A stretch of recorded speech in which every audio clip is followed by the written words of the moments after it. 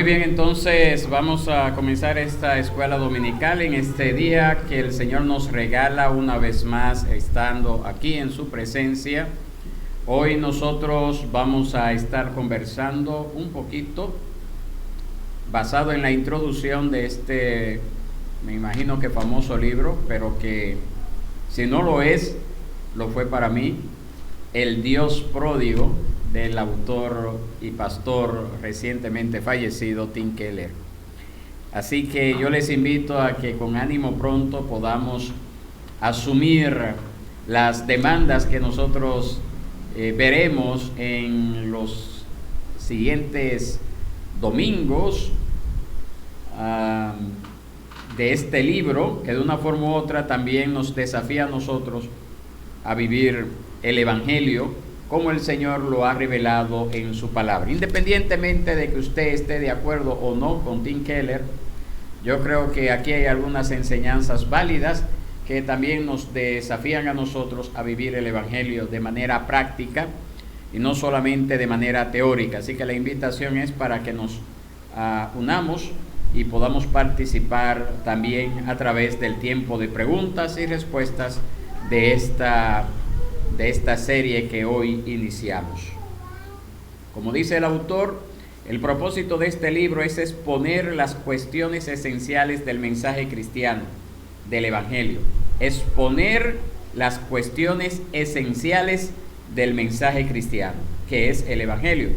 Entonces, este libro puede servir tanto como una introducción a la fe cristiana para quienes no están familiarizados con sus enseñanzas, para aquellos que se han apartado de ellas durante un tiempo, pero esta obra no es solamente para esas personas que están buscando conocer más del Señor, que no conocen del Señor, mejor dicho, sino que también es para los cristianos, también es para los creyentes, especialmente para esos creyentes cristianos de toda la vida que creen y entienden lo fundamental de la fe cristiana bastante bien y no necesitan un manual básico.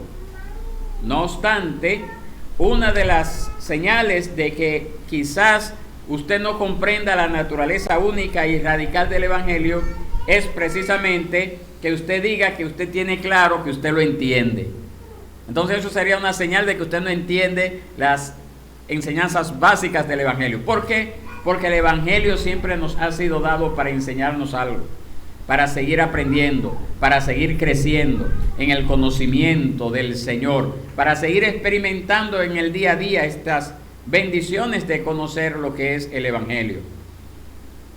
En algunas ocasiones un entendimiento renovado del mensaje cristiano deslumbra y conmueve tanto a los miembros veteranos de la iglesia que sienten que se han reconvertido, y por lo tanto este libro se ha escrito tanto para los de afuera como también para los de adentro, los de la fe, tanto para los que Jesús llama hermanos menores como para los hermanos mayores que nosotros encontramos en la parábola del hijo pródigo, que en unos minutos nosotros vamos a estar leyendo.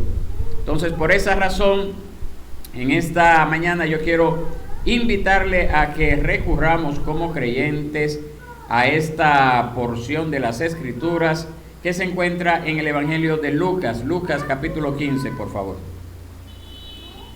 Vamos a buscarlo en nuestra Biblia. Lucas capítulo 15. Y vamos a dejarlo ahí hasta que llegado el momento, lo podamos leer. Lucas capítulo 15. Esta es una conocida historia que se encuentra en este Evangelio, y el autor de este libro recurre a este material con el fin de llegar a lo que es el fundamento de la fe cristiana. El argumento de la parábola y el elenco de los personajes son muy simples.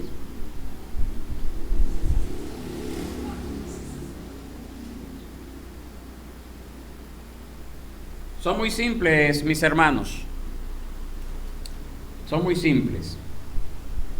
¿Cuál es el argumento del hijo pródigo? Había un padre que tenía 2 hijos. El menor pidió su parte de la herencia, la recibió y rápidamente se fue a un país lejano donde lo despilfarró todo en placeres sensuales y frívolos. Y luego él regresó a su casa compungido y para su sorpresa, su padre lo recibió con los brazos abiertos. Y este recibimiento distanció y enfadó en gran manera al hermano mayor. Y la historia termina con el padre rogando a su primogénito que se una a la bienvenida y el perdón de su hermano, de su hermano menor o del hijo menor. Entonces, a simple vista, esta narración es muy fascinante. Sin embargo, yo creo, y el autor también, que si la enseñanza de Jesús se puede comparar a un lago, la parábola del hijo pródigo sería uno de los lugares más transparentes de dicho lago, donde se puede ver el fondo con toda claridad. Hay un testimonio de Tim Keller, el autor de este libro, donde él nos dice que una vez él fue al extranjero, es decir, fuera de Estados Unidos, y él predicó un sermón a una audiencia a través de un intérprete. Y poco después, él testifica que el traductor le escribió para decirle que a medida que él predicaba el sermón, el traductor se había dado cuenta de que la parábola era como una flecha que estaba apuntando a su corazón. Y después de un tiempo de lucha y reflexión, esa parábola le llevó a tener fe en Cristo. También el autor dice que muchas personas le han contado que una vez que ellos entendieron esta historia de Jesús, ellos recuperaron su fe, ellos salvaron sus matrimonios e incluso en algunos casos literalmente salvaron sus vidas. Eso es tremendo, eso es tremendo. Entonces vamos a ver en detalle de qué vamos a considerar este estudio de este libro. En los primeros 5 capítulos, que ojalá yo pueda desarrollarlo semanalmente cada capítulo, pero si nos toma mucho tiempo tendría que dividirlo. En los primeros 5 capítulos conoceremos el significado básico de la parábola. En el capítulo 6 se demostrará cómo esta historia nos ayuda a ver la Biblia como un todo, y en el capítulo 7 cómo su enseñanza afecta a nuestra manera de vivir en el mundo. Eso es lo que vamos a ver en este libro. ¿Cómo se llama el libro? El Dios pródigo. El Dios pródigo, de donde vamos a extraer el estudio de estas próximas semanas. Lucas 15, ahí está basado el libro. Lucas 15. Entonces, cuando nosotros leemos esta parábola que se encuentra allí, nos vamos a dar cuenta que en ninguna parte se conoce como la parábola del hijo pródigo. Eso fue un nombre que se le dio después, pero no está en los documentos originales. Esta parábola comienza con esta frase: cierto hombre tenía 2 hijos. Así es que comienza la parábola.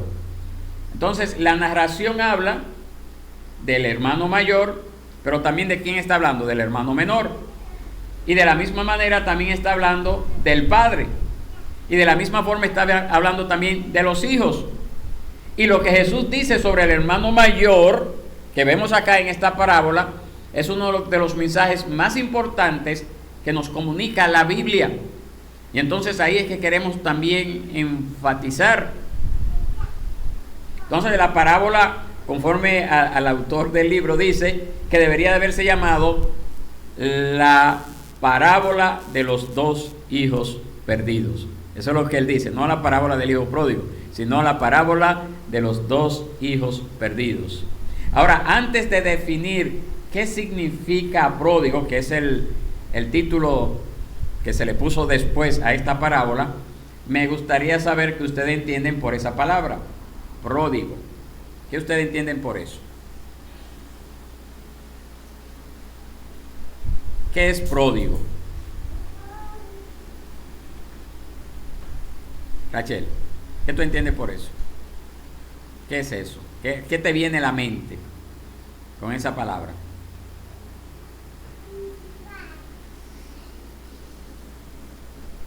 Así, a primera instancia. ¿Qué le viene a usted a la mente, don Emilio, con esa palabra? Pródigo. Don Emilio, ¿qué le viene a usted a la mente con esa palabra? ¿Qué significa pródigo? No tenemos idea, ¿verdad? Tú tampoco. ¿Y tú, Esmirna? ¿No? Ok. La palabra pródigo muchas veces en el mundo evangélico se ha visto como haciendo referencia a un hijo rebelde. A un hijo rebelde. Pero la palabra pródigo no significa rebelde, no significa caprichoso, no significa alguien que se va de su casa, sino que según el Real Diccionario de la Lengua Española, ese término pródigo es dicho de una persona que desperdicia y consume su hacienda en gastos inútiles, sin medida, sin razón. Eso es lo que significa pródigo. Una persona que desperdicia y consume su hacienda, es decir, su herencia, lo que le toca, en gastos inútiles, sin medida ni razón. Es decir, es gastar hasta que no quede nada. Eso es lo que significa pródigo. Entonces, ese término es apropiado, por lo tanto, para describir al padre en la historia, así como también al hijo menor. ¿Por qué? Porque la bienvenida del padre a ese hijo que viene arrepentido es literalmente excesiva y un desperdicio, ya que se niega a tener en cuenta o calcular el pecado del hijo en contra suya, o pedirle que le pague lo que le debe. Y esa respuesta por parte del padre ofendió al hermano mayor y probablemente a la comunidad local. Si la historia es cierta, quizás a esa comunidad local en la que ocurrió este acontecimiento, o probablemente a la comunidad local que estaba escuchando la parábola de labios del Maestro, de labios de nuestro Señor y Salvador Jesucristo. Entonces, en esta historia, mis hermanos, le voy a hacer una pregunta antes de entrar en detalle. ¿Quién representa al padre en esta historia? ¿Quién representa al hijo menor y quién representa al hijo mayor? Vamos a ver. En la parábola del hijo pródigo, ¿quién la representa? Al padre, al hijo menor y al hijo mayor. Dígame. ¿Toda confianza? ¿A quién representa el padre? No le dé pena ver. ¿Quién? El padre representa a Dios. Usted vio Dios en el blanco. Mayor, ¿a quién representa? El menor fue el que se fue. El mayor sería Jesús. ¿Tú crees? No. No. Pero diste en el blanco en el primero. El padre representa a Dios. El hijo menor representa a las personas que están perdidas en los vicios, en el pecado, en la disolución, el drogadicto, el alcohólico, el que desperdicia el dinero. Eso representa el hijo menor. Y el hijo mayor representa a los religiosos, a los que se autojustificaban en la época de Jesús. Y eso lo vamos a ver ahora en detalle, pero por lo menos sepamos eso comenzando. Vamos a conocer eso iniciando.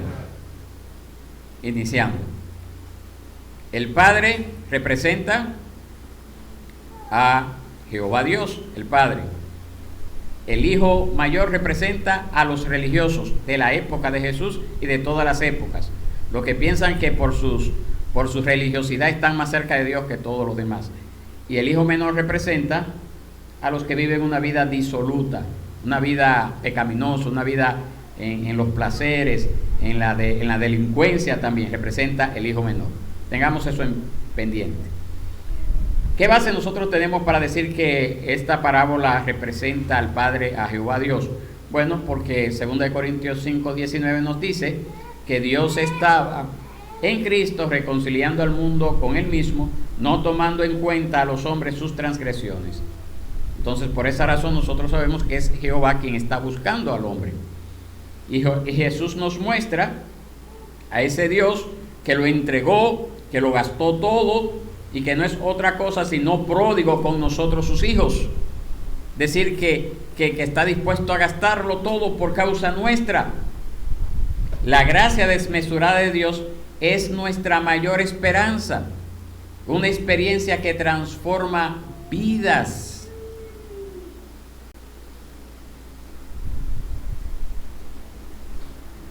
Es eso, mis hermanos, y ese es el tema principal de este libro. Visto esto, vámonos a Lucas 15. Vámonos a Lucas 15, por favor, vamos a leerlo todos.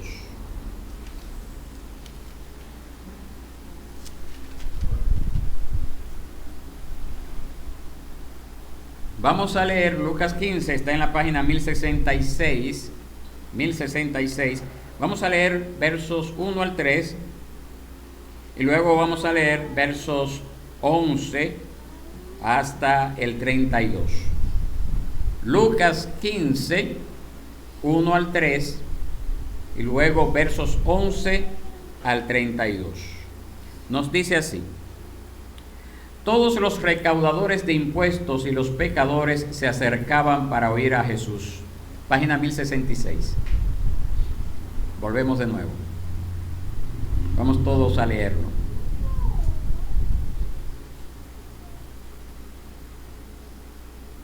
Todos los recaudadores de impuestos y los pecadores se acercaban para oír a Jesús. Y los fariseos y los escribas murmuraban: este recibe a los pecadores y come con ellos. Entonces Jesús les dijo esta parábola. Ahí entonces brincamos al verso 11. Jesús añadió: cierto hombre tenía 2 hijos, y el menor de ellos le dijo al padre: Padre, dame la parte de la hacienda que me corresponde. Y él les repartió sus bienes. No muchos días después, el hijo menor, juntándolo todo, partió a un país lejano y allí malgastó su hacienda viviendo perdidamente. Cuando lo había gastado todo, vino una gran hambre en aquel país y comenzó a pasar necesidad. Entonces fue y se acercó a uno de los ciudadanos de aquel país, y él lo mandó a sus campos a apacentar cerdos. Y deseaba llenarse el estómago de las algarrobas que comían los cerdos, pero nadie le daba nada. Entonces, volviendo en sí, dijo: ¿cuántos de los trabajadores de mi padre tienen pan de sobra, pero yo aquí perezco de hambre? Me levantaré e iré a mi padre y le diré: Padre, he pecado contra el cielo y ante ti. Ya no soy digno de ser llamado hijo tuyo. Hazme como uno de tus trabajadores. Levantándose fue a su padre. Cuando todavía estaba lejos, su padre lo vio y sintió compasión por él y corrió, se echó sobre su cuello y lo besó. Y el hijo le dijo: Padre, he pecado contra el cielo y ante ti. Ya no soy digno de ser llamado hijo tuyo. Pero el padre dijo a sus siervos: pronto, traigan la mejor ropa y vístanlo. Pónganle un anillo en su mano y sandalias en los pies.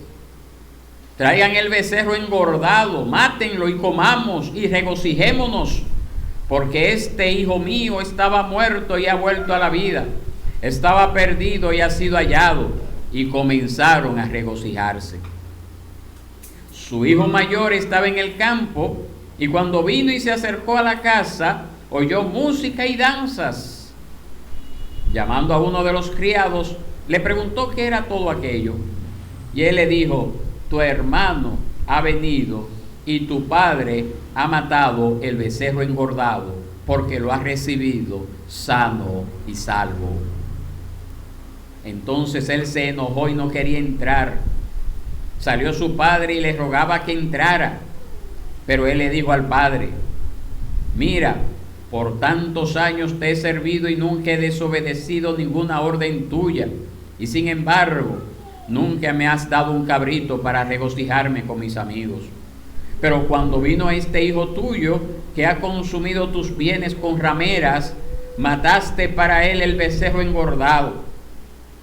Y su padre le dijo: hijo mío, tú siempre has estado conmigo, y todo lo mío es tuyo.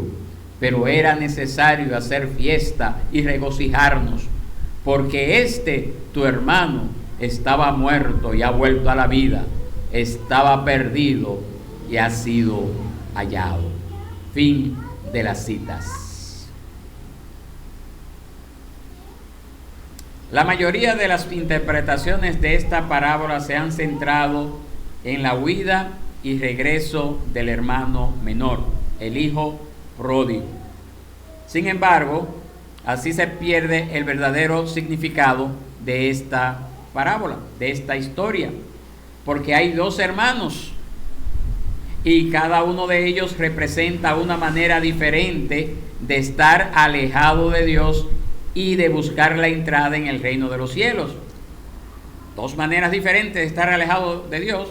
No solamente el hermano menor que se fue, sino el hermano que se quedó también estaba alejado de Dios. Y es crucial, mis hermanos, observar el marco histórico que el autor establece para la enseñanza de Jesús. En los 2 primeros versículos del capítulo, Lucas cuenta que habían 2 grupos de personas que habían venido a escuchar a Jesús. ¿Quiénes eran esos 2 grupos de personas? Ahí en Lucas 15, en los primeros 2 versículos. ¿Quiénes eran esos 2 grupos de personas que habían venido a escuchar a Jesús? Los recaudadores de impuestos y los pecadores. Estaban ellos. ¿Cuál era el otro grupo?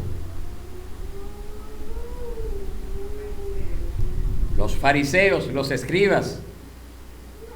Entonces, los recaudadores de impuestos y los pecadores, ¿a quién hace referencia Jesús en la parábola del hijo pródigo?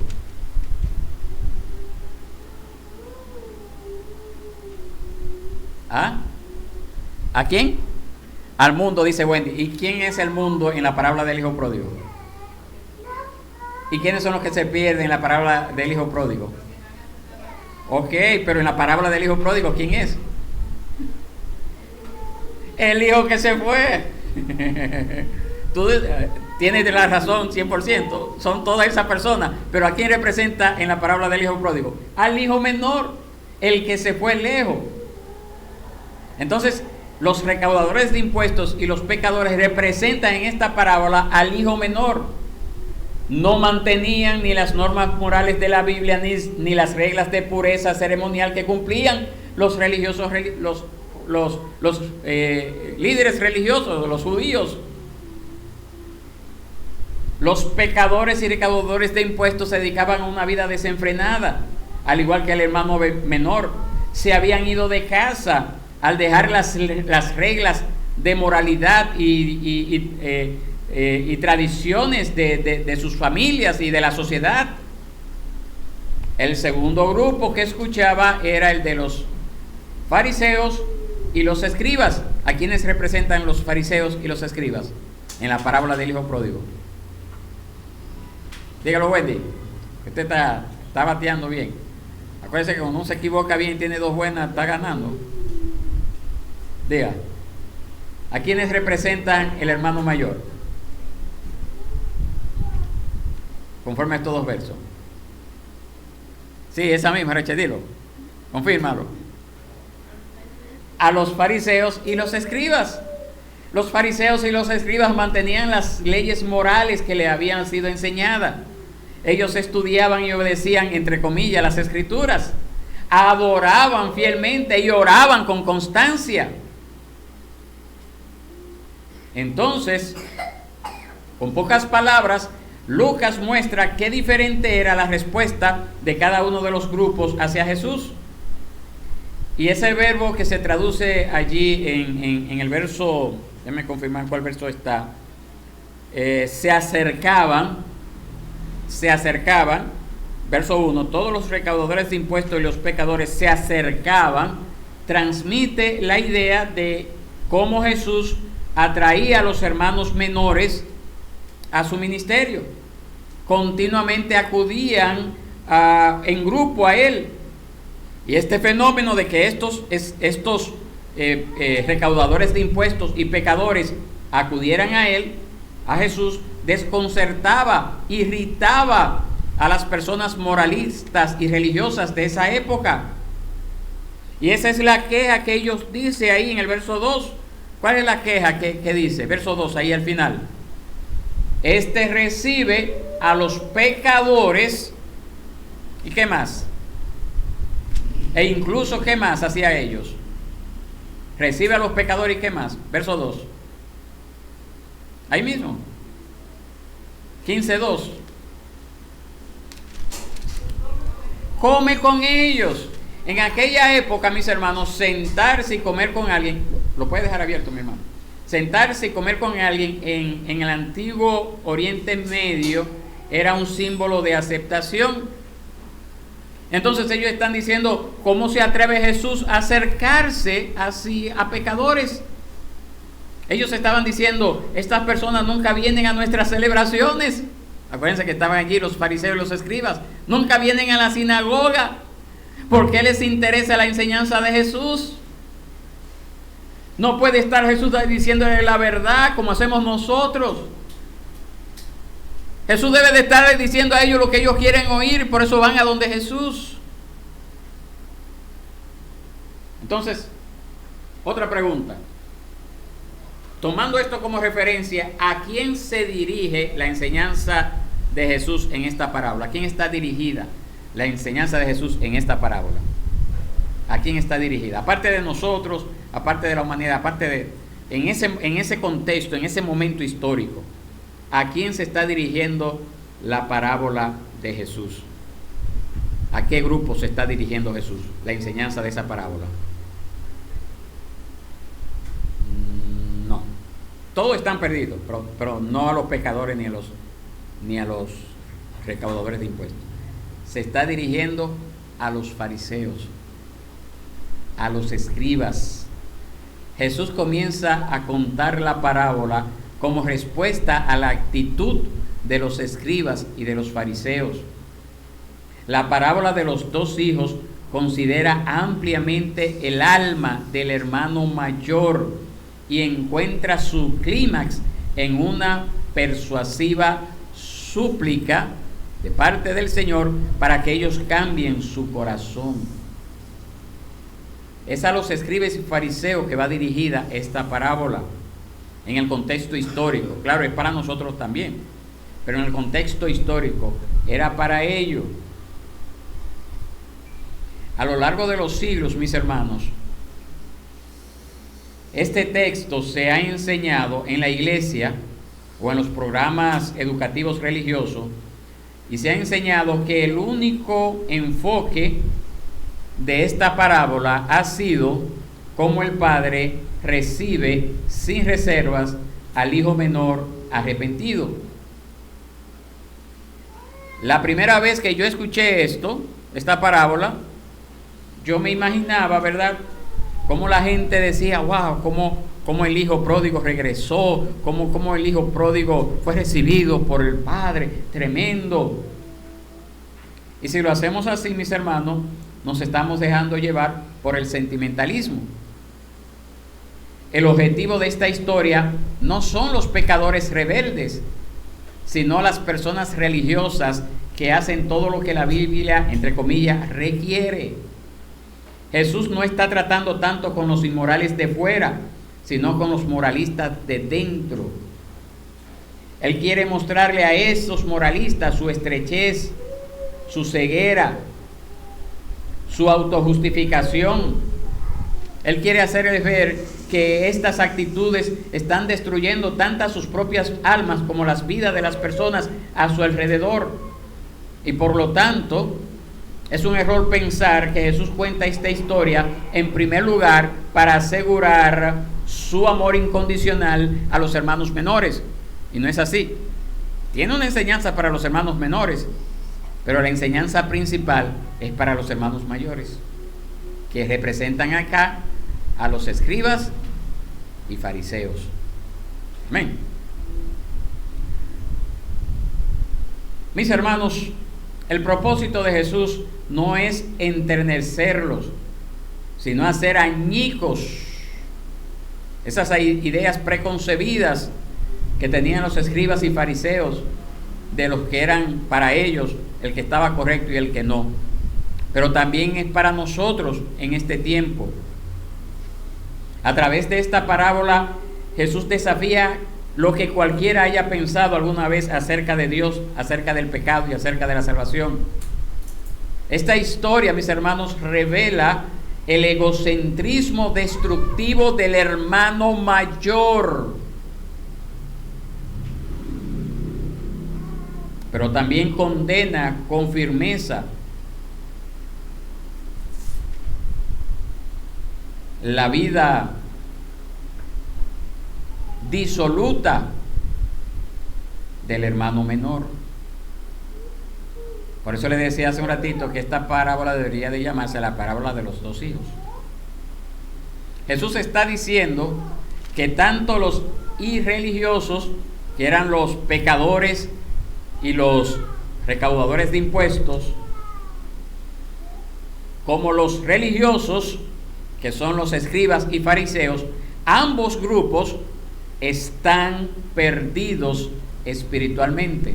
Ambos estilos de vida lleva a callejones sin salida, y que todas las ideas que la humanidad ha tenido de cómo reconciliarse con Dios han sido erróneas. Eso es lo que quiere decir esta parábola. Entonces nosotros podemos afirmar que tanto los hermanos mayores como los hermanos menores existen hoy en día, ahora, en esta sociedad dominicana. Existen hoy en día, aún en nuestras familias. Con frecuencia, el hijo mayor en una familia es el que complace a los padres. Es el responsable que obedece las normas que ellos imponen. El hermano más pequeño, y no lo digo por edad, solamente estoy haciendo referencia a la parábola. El hermano más pequeño tiende a ser el rebelde, el que tiene un espíritu libre, que prefiere la compañía y la admiración de sus colegas. El hijo mayor crece, acepta un trabajo convencional y se instala cerca de papá y mamá, mientras que el hermano menor se marcha a vivir a un barrio viejo, lejos de el lugar donde se crió. Y esas diferencias naturales y temperamentales se han acentuado en estos últimos años, principalmente en estos países avanzados como Estados Unidos, como Europa, donde han surgido estos grupos bohemios, ¿verdad?, que viven la vida disoluta, licenciosa, que no les importa cómo visten y gastar en lo que ellos quieran. Eso se está dando todavía en nuestros tiempos y con más fuerza, a causa del progresismo, del liberalismo y de las facilidades que tienen las personas de moverse de un lugar a otro y conseguir un trabajo. Y esas guerras culturales que se están dando en nuestros tiempos, que comenzaron a darse a finales del siglo XIX y el siglo XX, están manifestando precisamente esos impulsos, esos temperamentos. Y muchas veces nosotros estamos viendo que hay un mayor una mayor identificación por parte de las personas como no religiosas o antirreligiosas. Y esas personas creen que las cuestiones morales son realmente complejas y sospechan de cualquier individuo o institución que pretendan tener autoridad moral sobre la vida de los otros. Y esos antivalores, eso es lo que nosotros vemos principalmente en los medios masivos de comunicación de estos tiempos, en las redes sociales.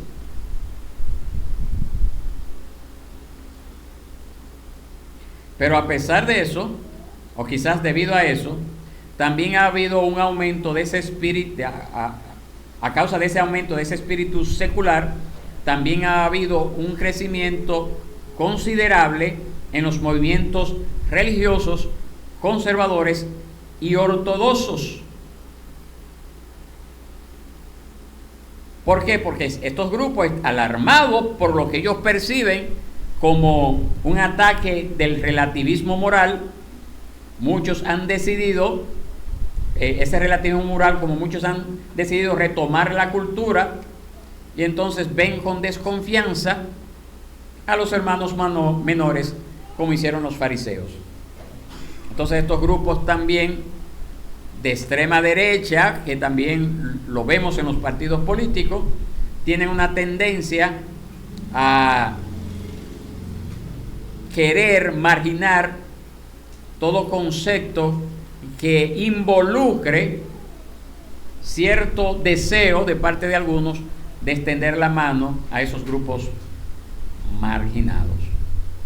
Y esos grupos de extrema derecha son los que apoyan a Donald Trump en Estados Unidos, donde en su carpeta tienen ideas que favorecen a los grupos religiosos, a la libertad religiosa, pero en la práctica son personas impías, como aquel licencioso que gasta sus bienes o los bienes de su herencia en mujeres, en placeres del mundo, etc. Entonces la pregunta que tenemos que hacernos: ¿de qué lado está Jesús al considerar esta parábola? ¿De qué lado está Jesús? ¿De los escribas y fariseos o de los pecadores y recaudadores de impuestos? ¿Qué usted diría?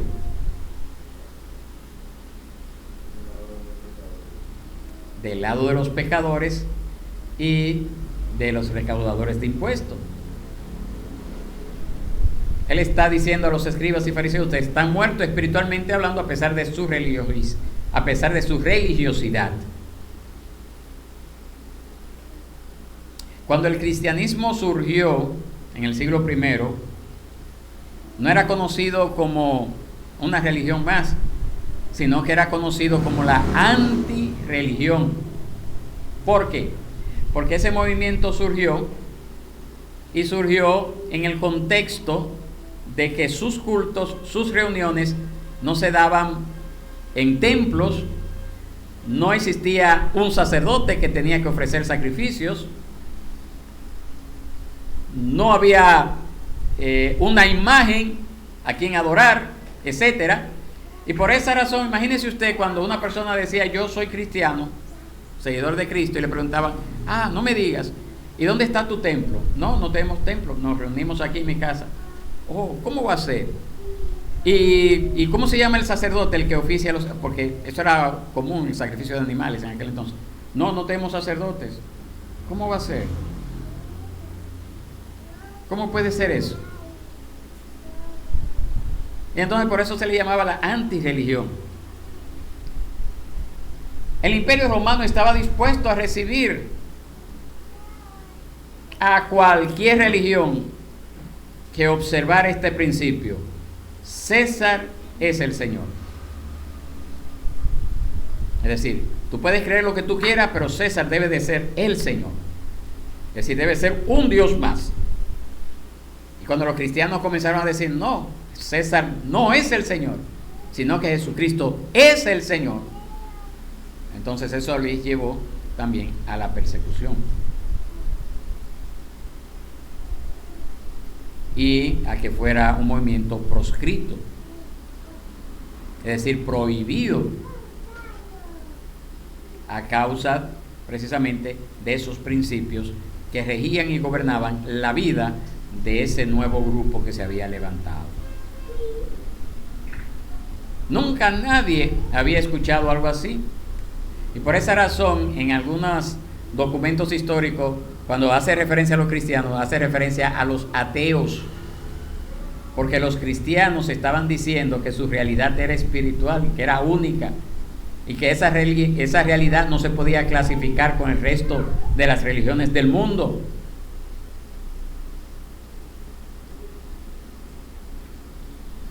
Entonces la ironía de esto no debería pasársenos por alto, estando como estamos, mis hermanos, en medio de las guerras culturales modernas. Para la mayoría de la gente en nuestra sociedad, el cristianismo es religión y moralismo aquí en República Dominicana, en Estados Unidos y en muchos otros países de Occidente. Entonces, como la mayoría de la gente ve el cristianismo como religión y moralismo, entonces la única alternativa, además de cualquier otra religión en el mundo, es el secularismo pluralista. ¿Y cuál es ese secularismo que dice, no, yo debo de hacer bien a la gente, pero no tengo que ser religioso? Yo debo de ser una persona buena, pero no tengo que ir a la iglesia. Y de eso está lleno el contexto cultural. Y muchos también que se hacen llamar cristianos, pues en la práctica demuestran que viven ese secularismo pluralista. Al principio no fue así. El cristianismo fue reconocido como algo totalmente distinto. Algo totalmente distinto en el siglo I. Y lo esencial aquí es que en general Jesús ofendía a los religiosos que cumplían las normas de aquel entonces, pero intrigaba y atraía a los que estaban alejados de la religión y moral.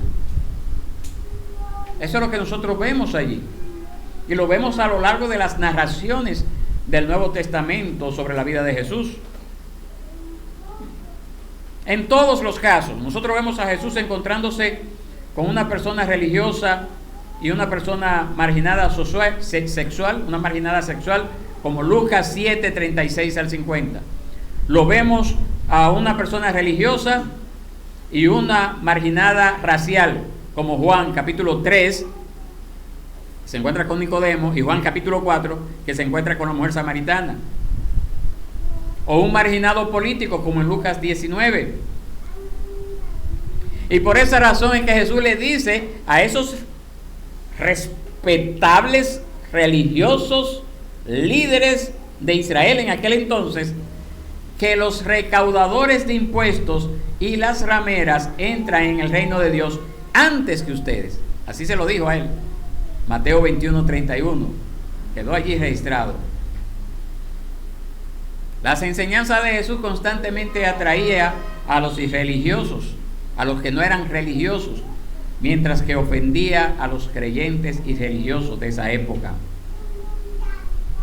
Y por lo general, mis hermanos, nosotros tenemos que marcar una diferencia en nuestras vidas para que no caigamos en el mismo error en el que cayeron los escribas y fariseos del tiempo de Jesús.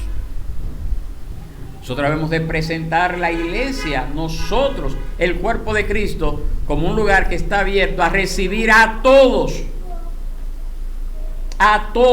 por igual, con los brazos abiertos. Entonces, cuando alguien le dice a usted, yo quiero ir a la iglesia, pero tengo que dejar de hacer esto, digo, tú no tienes que dejar de hacer nada. Ven así, que el Padre te recibe así. Y ya de ahí en adelante el Señor hará lo que Él hará con esa vida. Pero no sea usted un fariseo al estilo vivo de Jesús, en el cual queramos nosotros poner normas de comportamiento para que la gente llegue a la iglesia. Tú debes de hacer esto, debes de hacer lo otro, debes de preocuparte por esto, por aquello, por lo otro. ¿Por qué? Porque entonces caeríamos en el mismo pecado del hermano mayor, que aquí está representado por ¿quiénes? Escribas y fariseos. Nosotros somos llamados a seguir el ejemplo de Jesús. Y nosotros leímos ahí en ese verso 1 que los recaudadores de impuestos y los pecadores se acercaban a Jesús. Nosotros somos llamados ahora en este siglo XXI a ser esos representantes de Cristo y a predicar a viva voz de que el Señor también recibe en igualdad de condiciones a los escribas y a los fariseos, pero también a los pecadores y a los recaudadores de impuestos. ¿Qué le parece? En igualdad de condiciones. Así que el Señor nos dé esa gracia, mis hermanos, para considerar este tema en los próximos domingos. Vamos a terminar acá y vamos a tener un tiempo para preguntas y respuestas.